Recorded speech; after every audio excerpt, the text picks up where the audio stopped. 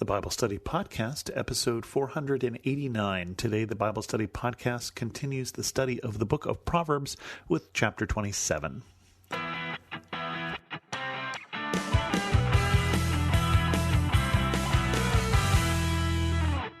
Welcome to the Bible Study Podcast. I'm your host, Chris Christensen. We have chapter 27 here of Proverbs, and I believe we have, in fact, 27 new Proverbs, so let's get started. Do not boast about tomorrow, for you do not know what a day may bring. I'm reminded of Jesus' story about the rich man who tore down all his barns because they weren't enough to hold his stuff, and then basically was going to build new barns and was told, this very night your life will be asked of you. We don't know how many days we get. We just really don't know. So we plan for the future, but boasting in it isn't going to get you anywhere. Let someone else praise you and not your own mouth, an outsider and not your own lips. That seems a little foreign in today's world of social media and influencer marketing and all of that sort of things. I've had to learn how to promote the show and other shows that I do, and yet be in this sort of thing of not letting it get to my head, not letting it become the point where I become boastful. And I find that challenging sometimes. Stone is heavy and sand a burden, but a fool's provocation is heavier than both. You don't want to be provoked by a fool. If you're provoked by somebody who's a wise person, first of all, they probably don't go around provoking people, but also there's the thought there that you could talk them out of it, that you could apply wisdom to the situation. And yet it's going to be difficult if you're in a situation where the person who you are at odds with can't be reasoned with. Anger is cruel and fury overwhelming, but who can stand before jealousy? Those of you who haven't watched Shakespeare's Othello probably still know that jealousy can tear things down. Jealousy can break relationships, whether or not there's a reason to be jealous. And that applies to friendships and it applies to marriages, obviously, just as well. Better is open rebuke than hidden love. And then a similar one, wounds from a friend can be trusted, but an enemy multiplies kisses. Two different thoughts, but related. Better is an open rebuke than hidden love. If you think about it, an open rebuke, if somebody rebukes you, you can do something with it. You can change, you can understand that you've got a problem, you can address it, but hidden love doesn't change anything. If I love you but I don't show it, it's not going to change you in any way. Wounds from a friend can be trusted, but an enemy multiplies kisses. It's almost saying it's better to be rebuked by a friend than to complimented by an enemy. In the sense that one can be trusted. You can count on a friend to tell you the truth, to tell you when you're wrong so you can correct it.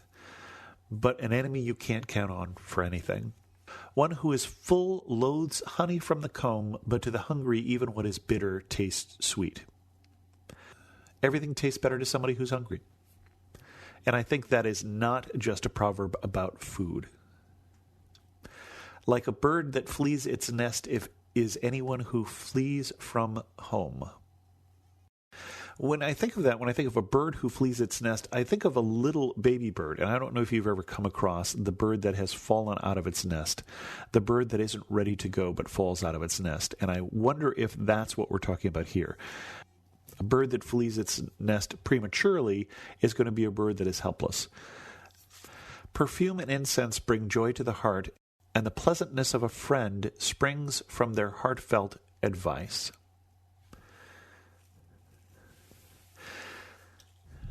It's interesting how often in the Bible aromas are brought in as something that reminds us of things, right? Think about that. If you walk into a house and you smell your mom's chocolate chip cookie recipe, just how evocative that can be, or pumpkin pie baking around Thanksgiving, or whatever smells trigger you, that pleasant sensation.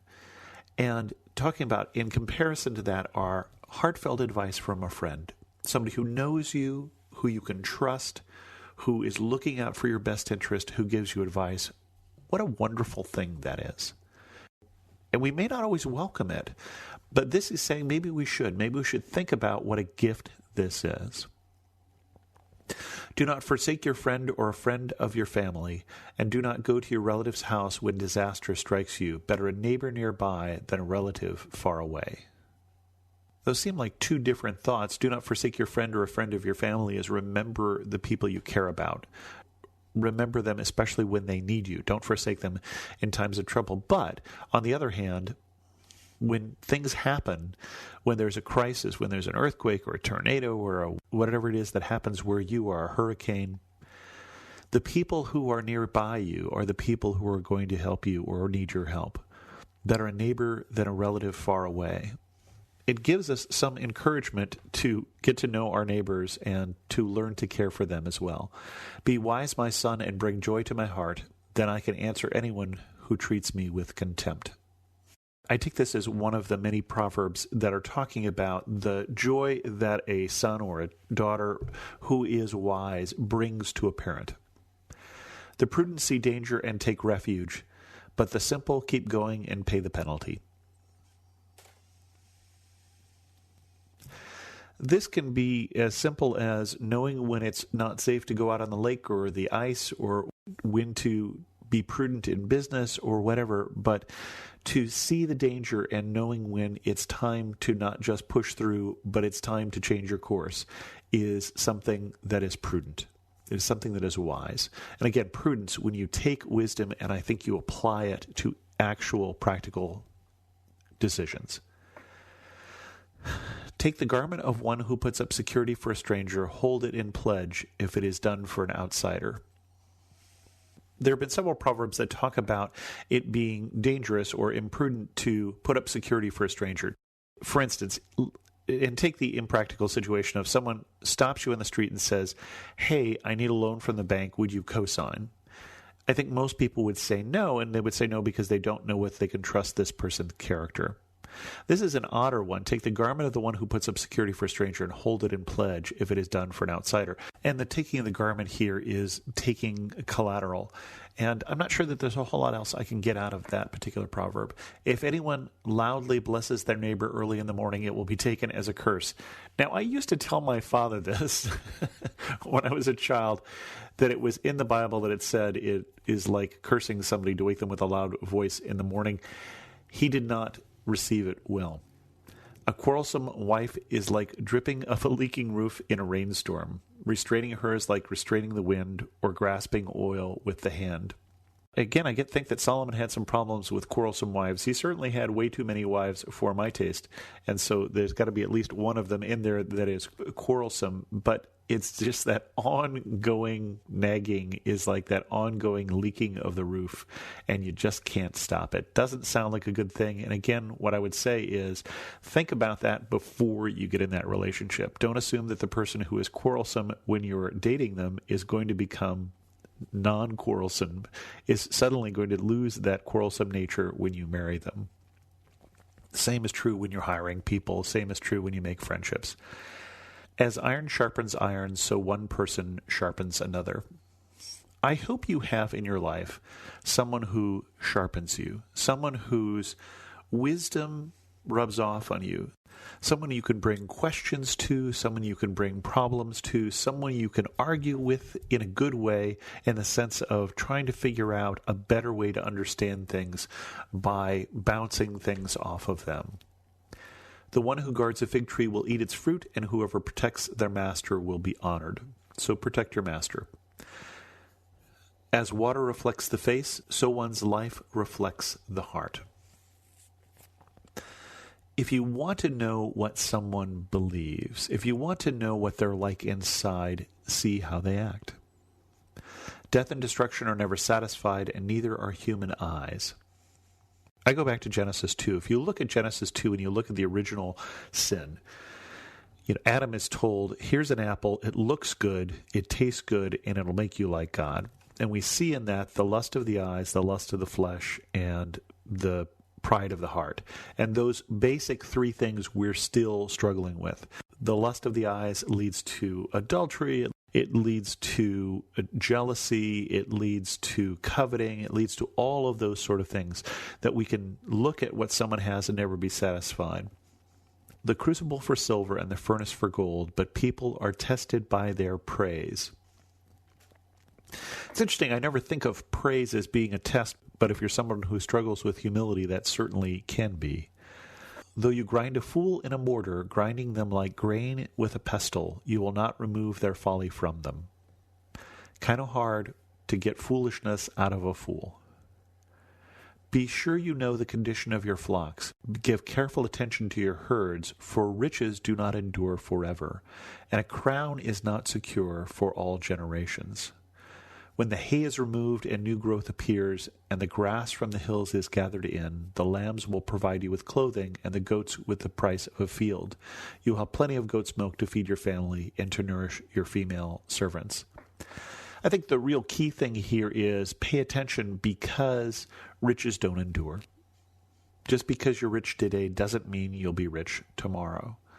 Now, we have to remember that in light of all of the other verses that talk about us needing to be generous and needing to make money not the most important thing in our lives, but it is important to understand as you deal with money. And I'm one of those people who can relate to this. I was, at least on paper, during the dot-com days, a paper millionaire, a paper multi-millionaire even. And all of that went away, and it went away within the course of a year. I didn't sell when I could have, and therefore I lost literally millions of dollars that I could have earned, that I could have cashed out of a company that I was at. Now, it was a good experience for me because I could look back on that and say, well, that was a bad idea, learn from that in the future. But I could also look back and say, but on the other hand, I'm healthy, I've got a family who loves me, I am still a very rich man. And I pray that you are also this week, and I pray that you find someone who will sharpen you like iron. With that, we'll end this episode of the Bible Study Podcast. If you have any questions, send an email to host@thebiblestudypodcast.com, or better yet, leave a comment on this episode at thebiblestudypodcast.com. And as always, thanks so much for listening.